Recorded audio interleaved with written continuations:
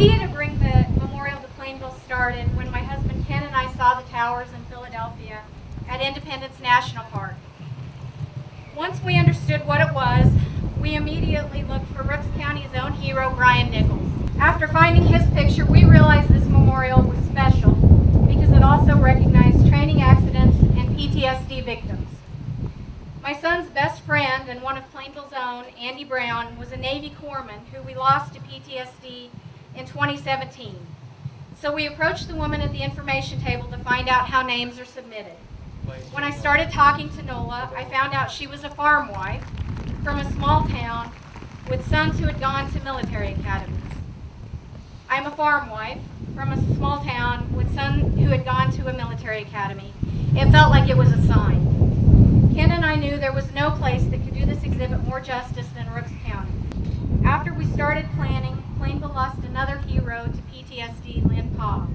As they approached the Iranian border, the U.S. military was finally able to find where they were and where the convoy was headed.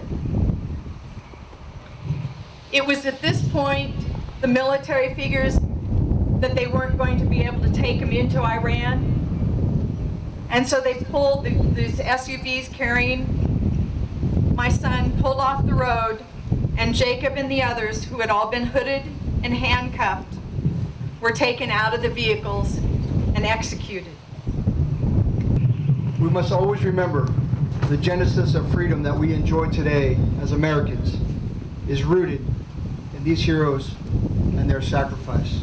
I have a direct connection from Bryan as well as through the other people that were lost on that same day in that same mission. So it's a very emotional thing just being here and seeing the magnitude of the people that have lost their lives in defense of 9/11. So it's and I'm a Vietnam veteran, and I've made multiple trips to the Vietnam Veterans Wall, and there are another 58,000 people on that wall. So that always weighs on my mind also. That is my commitment to you, that we will honor and remember your loved ones just as we're doing here today. We must remember that because of the courage, the strength, the selflessness, and the sacrifices each and every one of those brave warriors made for us. It is the ideal which we should all aspire to.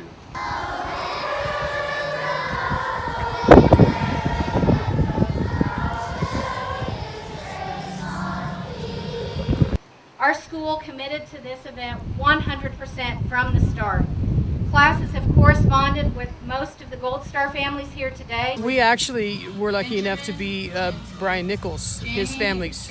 And ironically enough, I lost my nephew in Afghanistan, so he is also on these towers, and they are on the exact same tower. My nephew and Bryan are both pictured on the same tower. So we think there was some divine intervention there, maybe, that we got chosen to be his pen pal family.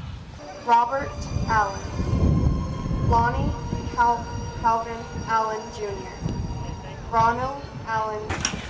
Thank you very much for your... I just cannot